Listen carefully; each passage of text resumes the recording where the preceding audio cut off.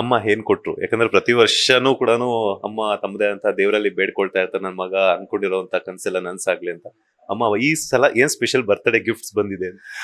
ಅಂದ್ರೆ ನಾನು ಅಮ್ಮನ ಕಡೆಯಿಂದ ಇನ್ನೇನು ಎಕ್ಸ್ಪೆಕ್ಟ್ ಮಾಡಲ್ಲ. ನಾನು ಅದನ್ನೇ ನಿನ್ನೆ ಎಲ್ಲೋ ಹೇಳ್ತಾ ಇದ್ದೆ, ಯಾಕೆ ಮನೆಗೆ ಹೋಗ್ತಾ ಇದ್ದೀನಿ, ನನ್ನೇನು ಶೂಟಿಂಗ್ ಇತ್ತು ಚನ್ನಪಟ್ಟಣದಲ್ಲಿ ಇದ್ದಾಗ ಇಲ್ಲೇ ಸ್ಟೇ ಆಗಿ ಇಲ್ಲ ನಾನು ಬೆಳಗ್ಗೆ ದೇವಸ್ಥಾನಕ್ಕೆ ಹೋಗ್ಬೇಕು ಅಂತ.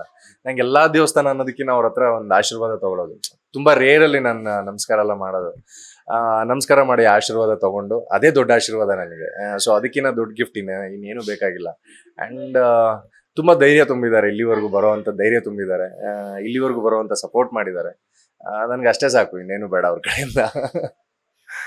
ನಮ್ಮ ಬಿಗ್ ಬಾಸ್ ಕಂಟೆಸ್ಟೆಂಟ್ಸ್ ಯಾರೆಲ್ಲ ಕಾಲ್ ಮಾಡಿ ವಿಶ್ ಮಾಡಿದ್ರು ಅಂತ? ನನ್ಗೆ ಆಲ್ಮೋಸ್ಟ್ ಎಲ್ಲರೂ ಕಾಲ್ ಮಾಡಿದ್ದಾರೆ, ಎಲ್ಲರೂ, ಒಬ್ರು ಮಿಸ್ ಅಂತ ಏನಿಲ್ಲ, ಎಲ್ಲರೂ ಕಾಲ್ ಮಾಡಿದ್ದಾರೆ, ಎಲ್ಲರೂ ವಿಶ್ ಮಾಡಿದ್ರು. ಅಂಡ್ ಎಲ್ಲರೂ ಬೈದ್ರು ಕೂಡ, ನೀನ್ ಯಾವ್ದಕ್ಕೂ ಬರ್ಬೇಡ, ನಾವೆಲ್ಲದಕ್ಕೂ ವಿಶ್ ಮಾಡ್ತೀವಿ ಅಂತ. ಎಸ್ಪೆಷಲಿ ರಂಜಿತ್ ಮತ್ತೆ ನಮ್ಮ ಬುಜ್ಜಿ, ನೀನ್ ಮಾತ್ರ ಯಾವ್ದಕ್ಕೂ ಬರ್ಬೇಡ, ನಾವು ಮಾತ್ರ ವಿಶ್ ಮಾಡ್ತೀವಿ. ಬಿಕಾಸ್ ಇದೊಂದೇ ಫುಡ್ ಅಂಡ್ ಬ್ರೆಡ್ ಅಂತ ಇರೋದು, ನಾನು ಈಗ ಸೀರಿಯಲ್ ಶುರು ಮಾಡಿರೋದು. ಸೊ ಹಾಗಾಗಿ ನಾನು ಇದಕ್ಕೆ ಟೈಮ್ ಕೊಡ್ಲೇಬೇಕಾಯ್ತು ಅಂತ ಅವ್ರಿಗೂ ಕನ್ವಿನ್ಸ್ ಮಾಡಾದ್ಮೇಲೆ ದೇವ್ ಓಕೆ. ಅಂಡ್ ಚೈತ್ರಕನು ಕೂಡ, ಚೈತ್ರಕನ್ ಮದ್ವೆಗೂ ಹೋಗಿರ್ಲಿಲ್ಲ. ಚೈತ್ರಕನು ಅದೇ ಹೇಳ್ತು, ಬರ್ತೀನಿ ಅಂತ ಕಾಗೆ ಹಾರಿಸ್ಬಿಟ್ರಿ.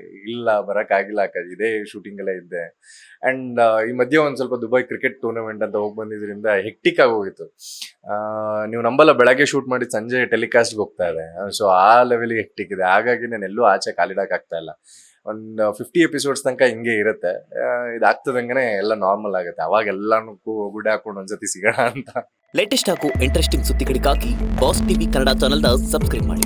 ಹಾಗೆಯೇ ಬೆಲ್ ಐಕಾನ್ ಪ್ರೆಸ್ ಮಾಡಿ. ಇದರ ಜೊತೆಗೆ ಫೇಸ್ಬುಕ್, ಇನ್ಸ್ಟಾಗ್ರಾಮ್, ಎಕ್ಸ್ ನಲ್ಲೂ ಮಿಸ್ ಮಾಡದೆ ಫಾಲೋ ಮಾಡಿ.